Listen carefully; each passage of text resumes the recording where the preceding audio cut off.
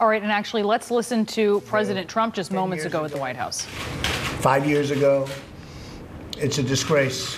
It's a disgrace. And now you have problems even with, I understand yesterday, even people from Venezuela want to come through. Everybody wants to come through. Part of it is the success of our country, but we're going to keep our country successful. And we want people to come in. It's so important to say. We need people. We have a lot of companies moving in. A lot of companies are moving back into the United States that never thought they'd be moving back, and we need people. You see that with the jobs numbers. We really need people. But it has to be through a legal process and a process of really of merit. But we do want people coming into our country. They have to come in legally. I just want to thank everybody for being here. What you go through is incredible, and the job you do is incredible. Few people could do what you do. And we want to try and make it easier for you, or another way you could this way handle more of the incredible work. Because no matter what we do, it's not going to stop, but we can reduce it incredibly by tremendous numbers. So I just want to thank everybody for being here, and we're very proud of you, very proud of the job you do. Thank you very much, and Madam Secretary, thank you very much. Really great. Mr. President? Yeah, please. Mr. President, why not just go ahead and do the National University now if the Well, we're building the meeting wall is now. not- Yeah, we're building the wall. People don't understand that. They're starting to learn. We're spending a lot of money that we have on hand. It's like in a business, but we have money on hand, and we're building. I would say we will have 115 miles of wall, maybe a little bit more than that very shortly. It's being built. Some of it's already been completed, and in San Diego, if you look, it's been completed. It's really beautiful, brand new. We have other wall that's under construction, and we're giving out a lot of contracts. So we're building the wall. It's getting built one way or the other. Is there another option besides the National University? We are doing things right now. I mean, we're building it with funds that are on hand. We're negotiating very tough prices. We've designed a much better looking wall that is also actually a better wall, which is an interesting combination. It's far more beautiful, and it's better. It's much more protective. But it looks better because the walls that they used to build were not very attractive. I actually think that's possibly part of the problem. But the real problem is we need something. We have to have a very strong barrier. But we're building a lot of wall right now as we speak, and we're renovating a lot of wall. And we're getting ready to give out some very big contracts with money that we have on hand and money that comes in. But we will be looking at a national emergency because I don't think anything's going to happen. I think the Democrats don't want border security. And when I hear them talking about the fact that walls are immoral and walls don't work, they know they work. I watched somebody being interviewed the other day by a very good anchor. And the anchor actually was getting angrier and angrier as they tried to explain how a wall doesn't really have that much of an impact, and yet thousands of people are on one side of the wall and nobody's on the other side of the wall. It was actually laughable and really horrible in the same breath. So that's the way it is. You know, if you look at El Paso, if you look at certain places, but El Paso was one of the most dangerous cities in the whole country. Once the wall was completed, it became one of the safest immediately. It wasn't like it took 5 years. Some of you know this. Immediately, it became one of the safest cities in the whole country. So we're building the wall. A lot of it is, I mean, the chant now should be finish the wall as opposed to build the wall, because we're building a lot of wall. And I started this 6 months ago. We really started going to town because I could see we're getting nowhere with the Democrats. We're not going to get anywhere with them. It's going to be a part of their campaign, but I don't think it's good politically. And I think Nancy Pelosi should be ashamed of herself because she's hurting a lot of people. I think the Democrats should be ashamed of themselves. Now, in all fairness to the Democrats, many of them want the wall, and I see it.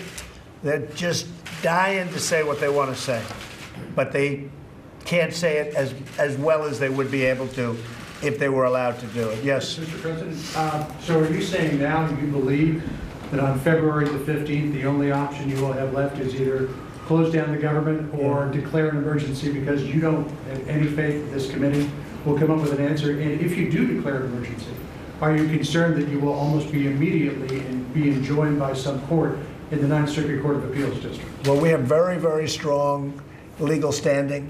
It would be very hard to do that. But they tend to go to the Ninth Circuit, and when they go to the Ninth Circuit, things happen. For instance, the ban, it missed and then was approved in the United States Supreme Court, where we have had a very good record. They go to the Ninth Circuit. In many cases, and in fact, in most cases, it has nothing to do with the Ninth Circuit. It's a shame what they do. So let's see what happens. I can only tell you this, John. We have very, very strong legal standing to win. We are doing it regardless. I mean, we haven't declared the national emergency yet, and yet we're building a lot of wall. We're continuing to build a lot of wall with, as we would say in business, cash on hand. And we're negotiating tough prices. We have a great system, a great wall system. It's very uniform. They used to have all these different systems. Nobody knew what was going on. We have a very good, solid system that looks good and is very powerful as a wall. But are you saying now you expect to declare a national emergency? I don't want to say, but you'll hear the State of the Union, and then you'll see what happens right after the State of the Union, okay? Well, are you going to wait until February 15th to do Yeah, this? we're building now. I mean, the one thing that I'm trying to stress to people, and I wasn't before because before it meant less, but when I see the obstruction, when I see the tremendous obstruction by Democrats, knowing that the only saving of our southern border is the wall. I mean, you look at these towns. Before the wall, they were crime-ridden, and now the wall gets built. We put up a wall in a certain area, and all of a sudden it went from being a horrible hellhole into something that's really safe. They can't even believe it. The mayors can't even believe it. If you ever took some of the walls down in California, for instance, one story in San Diego, they were begging us to build the wall. I mean, they were putting pressure on us, that area of San Diego, where people were rampant going through. And you'd have a lot of security, but the security can only do so much. When, as an example, when you have these caravans that are going to be hitting, we've done a great job with the caravans, an incredible job. And most of them have gone back, or they're staying on the other side of a wall. They haven't been coming in for the most part. But we've done a great job. We don't have the ammunition because we don't have the barrier. But it's been really amazing to see the difference when you have it and when you don't. It's incredible to see the difference of an area on the other side of a barrier. So, you know, the old expression, walls work whether you like it or not. In Israel, they have a wall, and it is 99.9% successful. And ours are too. When we have it, we're going to be starting in we have a few areas that we're starting where they catch up. Once you have the holes in the middle, they just spread, sort of like water, they just spread in, but you have to have it. So when you talk about the committee, I can tell you the Republicans want to have a wall, but the Democrats are told that you can't do that. They are doing a tremendous disservice. The Democrats are doing a tremendous disservice to our country. You heard today about human trafficking. Human trafficking can go down by a tremendous percentage if we had a wall on our southern border. Tremendous. Because it's very hard to do human trafficking through ports of entry, because you have people standing there looking, and they say, hey, what's going on in the back seat? What's going on in the trunk? They check these things. So they come in through areas where you don't have the barriers. And we're not going to let that happen. So we're building a lot of it. We'll be up to about 115 miles of wall, some renovated, some new, and we're going to make a big step in the next week or so prior to my doing anything. But actually having a national emergency does help the process. It would certainly help the process. What would help a lot would be if the Democrats could actually be honest and approve. They're not being honest. Everybody knows they're not being honest. They know they're not being honest. I'd like to hear what they talk about in their rooms when they go back. And I tell you what, a lot of pressure is being put on by Democrats, being put on their leadership. Tremendous pressure is being put on because they cannot justify not having a barrier between our country and Mexico. Mexico just came out yesterday, numbers were just released. 38,000 people were murdered in Mexico, up like an incredible amount, 30% or something from the year before. 38,000 people were murdered in Mexico. It's one of the most, unfortunately, unsafe countries in the world. We need a protective barrier for our country. And that doesn't include Honduras, who we are not happy with, and we're looking very seriously at taking away all funding.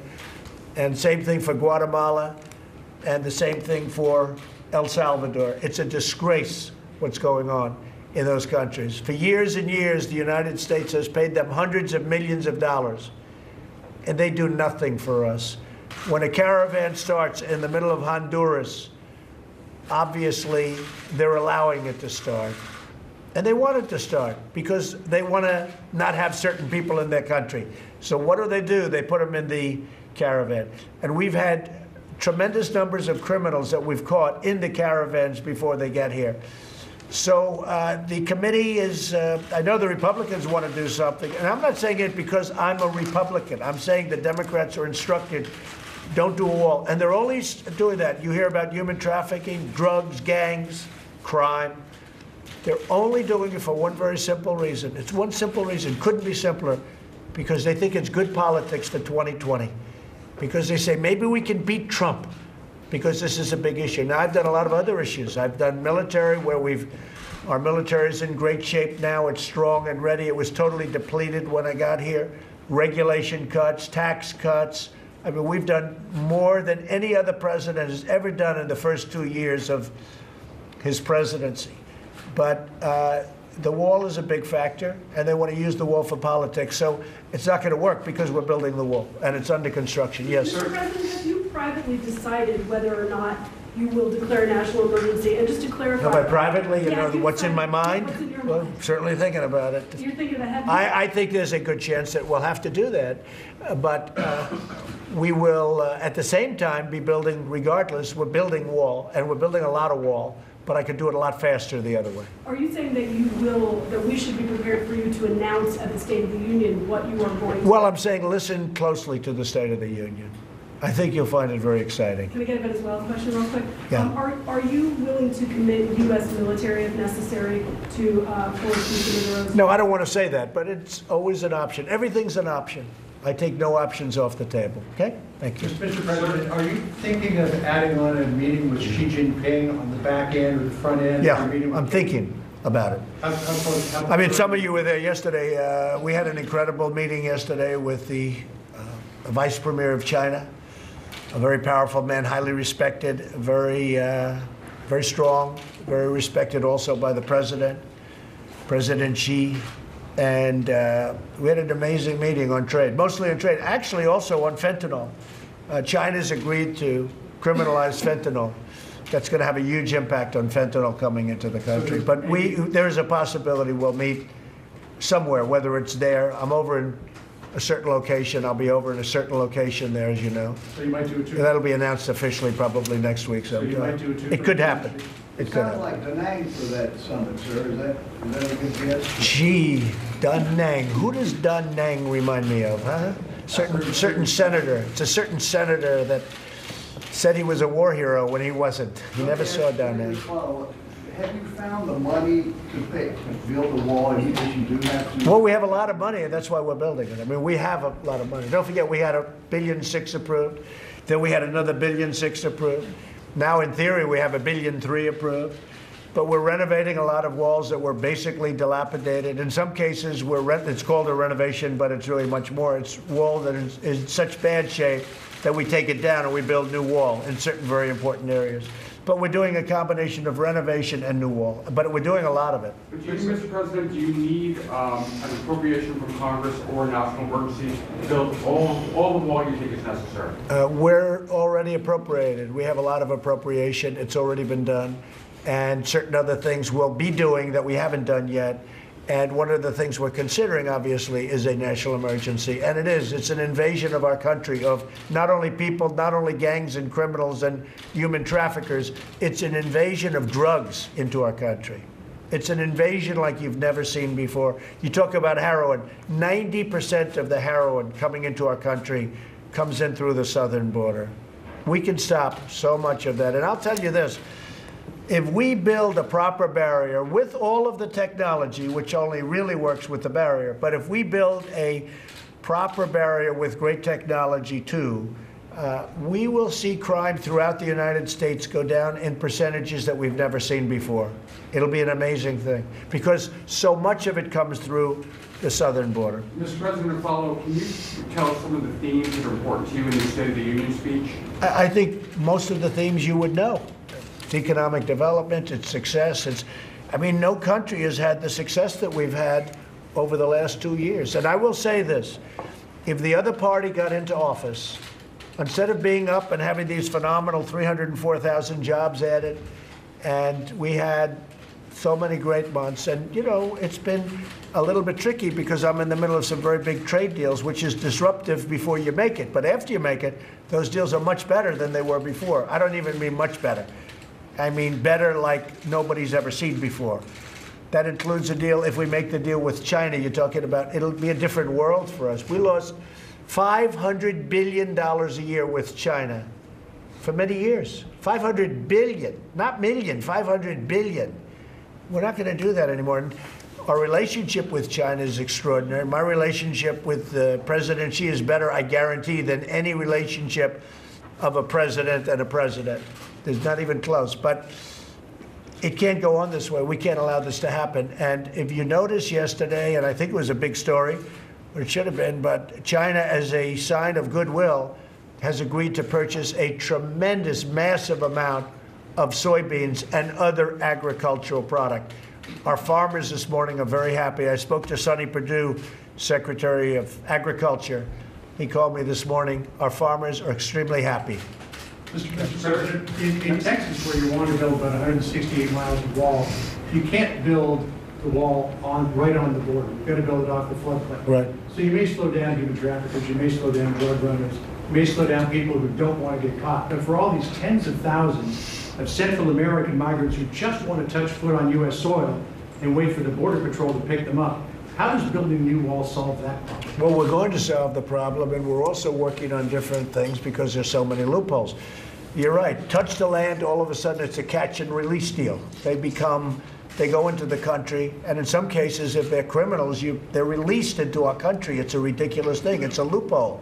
And if you look at the visa lottery, and if you look at all of these other chain migration, we have to fix all of it, John. It's very important. The wall is the most important thing by far, but we have to fix the loopholes. You're 100% right. Okay, yeah, please. Nancy Pelosi says you're risking an arms race with Russia today. What's your answer? Say it again. Nancy Pelosi says you're risking a new arms race with Russia. What's your answer?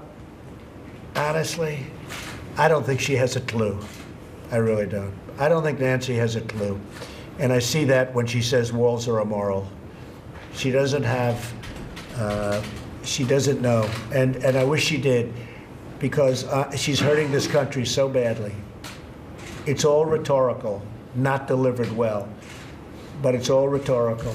She's hurting our country very, very badly, even with statements like that. Okay, thank you very much, everybody. Keep moving. Let's go. All right, guys, let's go. Let's go, John. Let's go. Please listen to Go ahead, John. Pulling out of the IMF, is this as much about the threat in the Western Pacific from China as it the emerging threat from China? No, the reason is, first of all, you have to add countries, obviously, it's old. But very importantly, one side has not been adhering to it. We have, but one side hasn't. So unless they're going to adhere, we shouldn't be the only one. I hope that we're able to get everybody in a very big and beautiful room and do a new treaty that would be much better. But, because certainly I would like to see that. But you have to have everybody adhere to it. And you have a certain side that almost pretends it doesn't exist, pretty much pretends it doesn't exist. So unless we're going to have something that we all agree to, we can't be put at the disadvantage of going by a treaty, limiting what we do when somebody else doesn't go by that treaty. Okay? Thank you. Thank you very much, everybody. All right, you're looking at President Trump there at the White House just moments ago, where he's having a meeting there with Homeland Security officials and citizens who are combating human trafficking. I want to bring in CNN